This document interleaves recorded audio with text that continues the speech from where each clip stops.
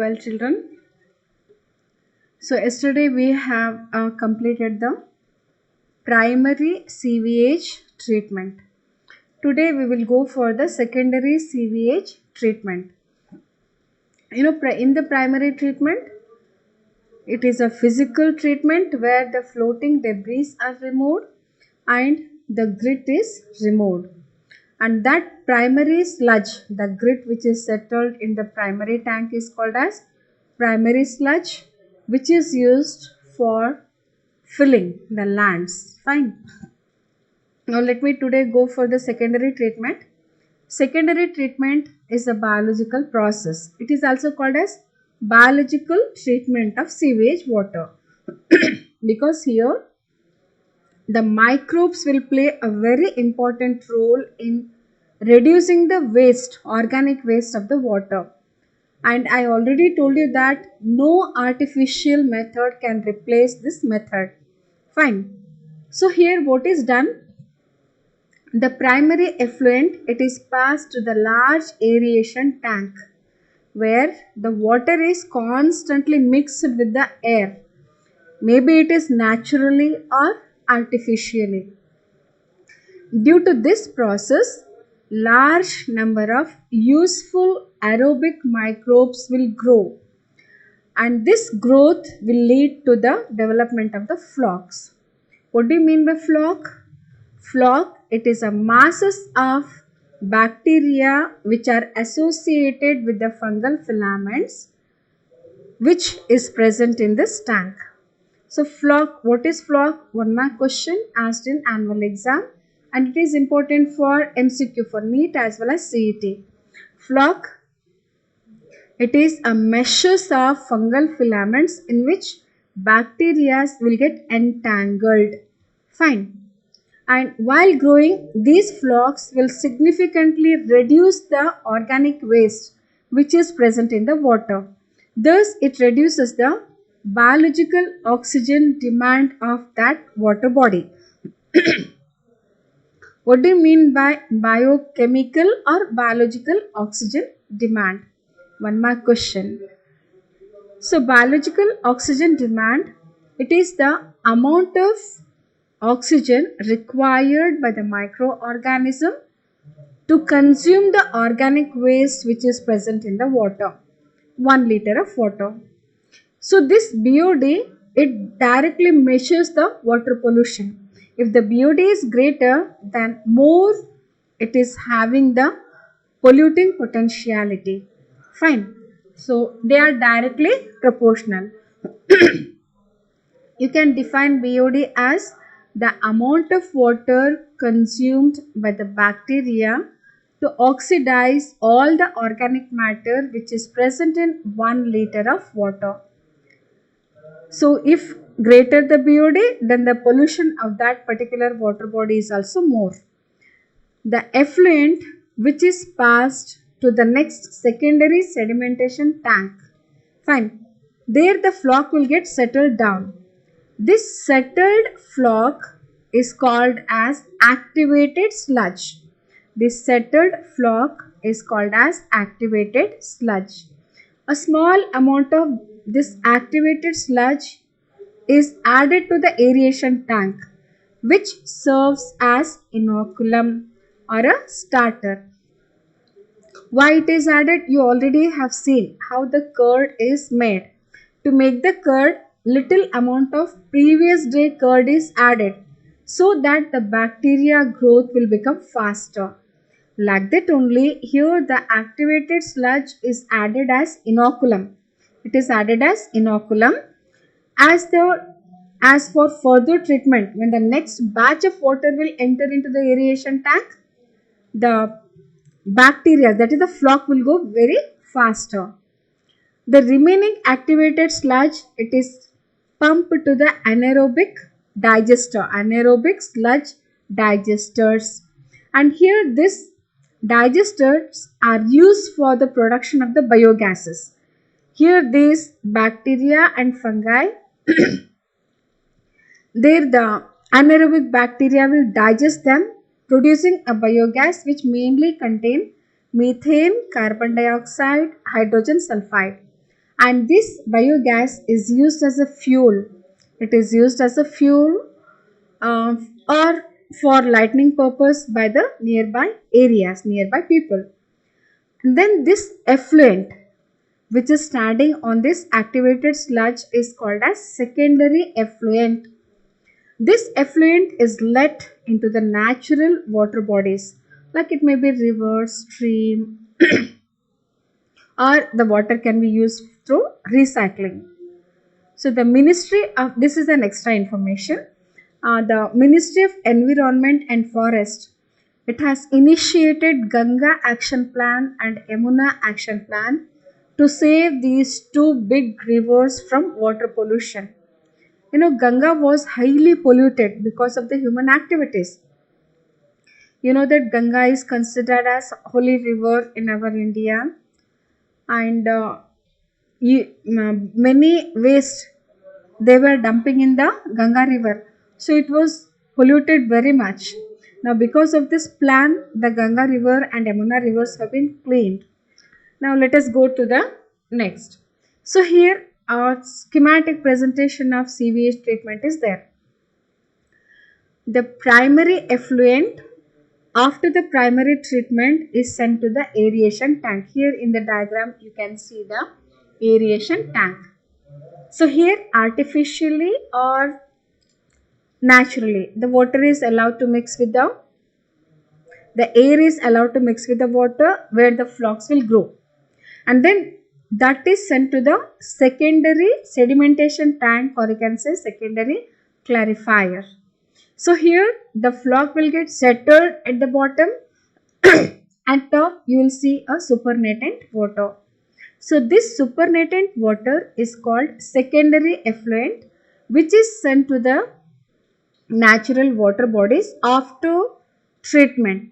It is treated for disinfection.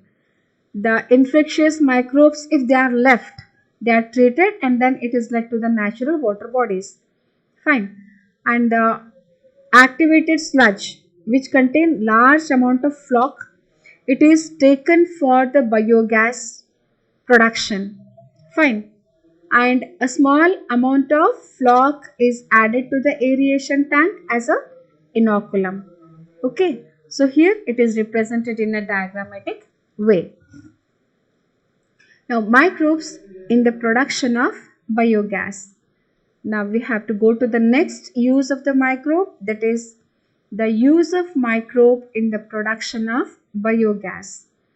Biogas, just now you have studied, it is a mixture of gases. It is a mixture of gases which is produced by the microbial activity, and it is used mainly for the cooking and the lighting. So this biogas, it mainly contains the methane, carbon dioxide and hydrogen gases. So here the methanogenic bacteria will play a very important role.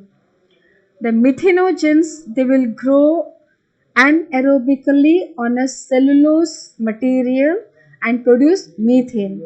For example, methanobacterium. So these methanobacterium are found in large number in the cow dung, especially cow dung.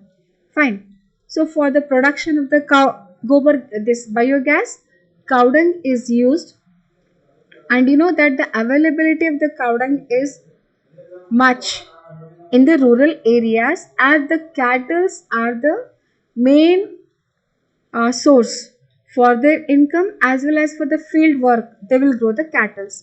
That is why these biogas plants are usually, we will see in the nearby village areas.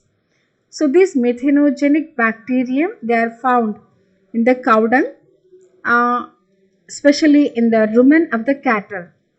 In the rumen of the cattle, you know, rumen, it is a part of the stomach of the cattle. So the dung of the cattle is rich in these bacteria as it is found in the stomach of those cattle. And this dung, it is used for the generation of the biogas. Now let us see the structure of the biogas. The biogas plant, it consists of a concrete tank which is buried in the soil, and it is constructed in the soil, not actually buried. We should use the term it is constructed.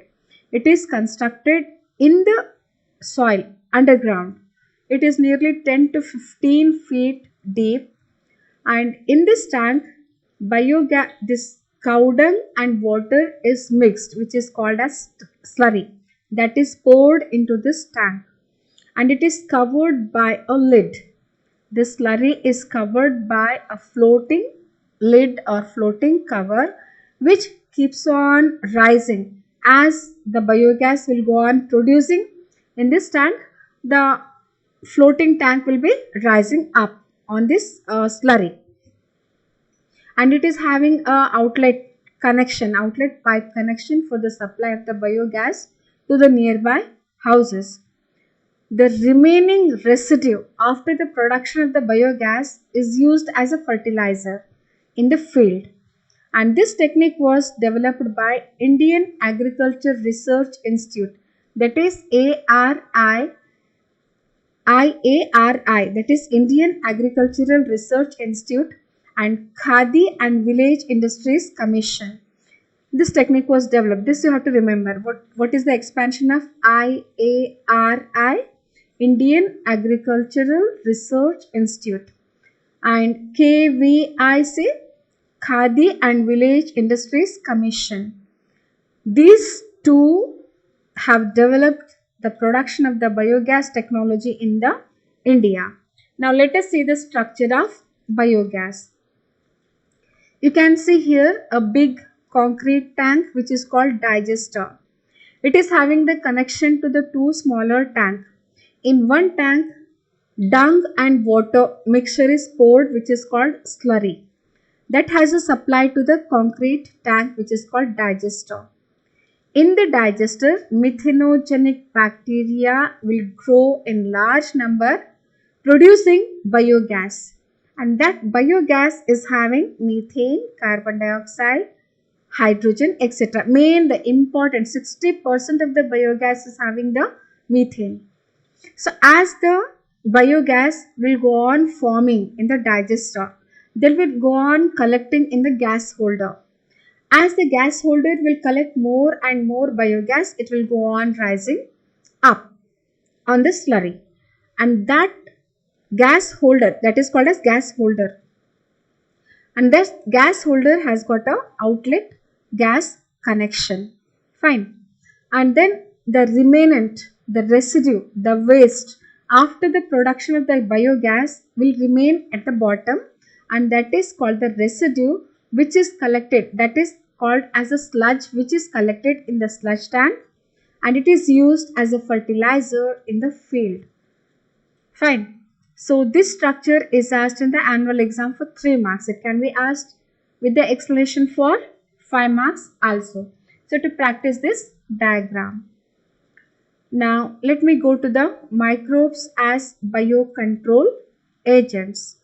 See, microbes are also used as biocontrol agents in the field. What do you mean by biocontrol? That is, the biological organisms are used to control the plant diseases and the pest. Plant diseases and the pest. So chemical pesticides and insecticides which we are using now.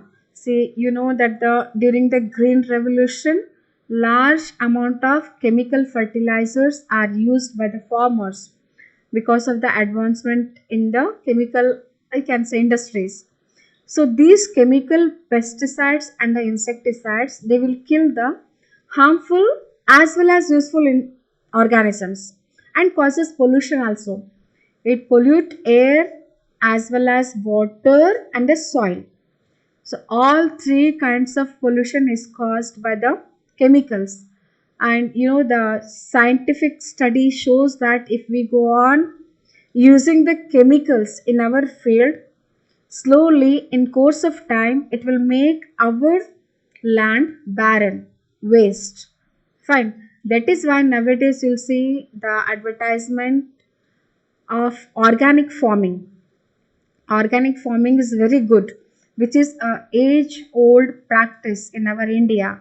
Now again the farmers are shifting to the organic forming. So the biological organisms are used as biocontrol agents in controlling many of the harmful organisms. Like here some of the examples I have cited, which are given in your NCERT. Ladybird, it is used to control the aphids. These aphids are the insects whose proboscis they will put directly into the sap of the phloem. They will directly take the sap from the phloem. If they will take this sap from the phloem, from the phloem, where do the food will get stored? There is a shortage of food storing in the plant. So that is how the ladybirds will control the aphids. Dragonfly will help in controlling the mosquitoes. Bacillus thuringiensis. So this will help in controlling a wide range of insects. Trichoderma, it will protect root system and control the plant pathogens. It will mainly control the organisms which will cause us diseases through the root. Baculoviruses, they attack insects and other arthropods. Thus, they will protect the plants from insects and other arthropods. This you have to remember. It is important for annual as well as 1 mark question. Now, BT, that is Bacillus thuringiensis, they are used to control the insects, I told. So here they are available in the form of dry spores in a sachet. They are mixed with the water and sprayed on the fruit trees. When they are consumed by the caterpillar, in their gut they will become active. The gut of the caterpillar will become swollen and it will burst inside. Thus, the caterpillars are killed. That is how the BT will function. Fine. The scientists have introduced this BT gene in the plants so that the insects could not eat. Even if they eat the larva, if it feeds on the leaves of those plants, the larva will get destroyed. Now, Trichoderma species. Trichoderma, it is a fungi. These are free living, present in the root system. So they are used as biological control agents in several plant pathogens. Next is the baculoviruses. Baculoviruses, these control, they will help in the destruction of insects and arthropods. So these are suitable for species, all these baculoviruses, they are species specific. So they are narrow spectrum insecticide. They are used for narrow spectrum insecticidal applications. Fine. So here, what do you mean by narrow spectrum insecticidal applications? We will discuss in the next period. Okay. So today we have discussed about the complete CVH treatment and biogas production. You have to learn this. Okay, children.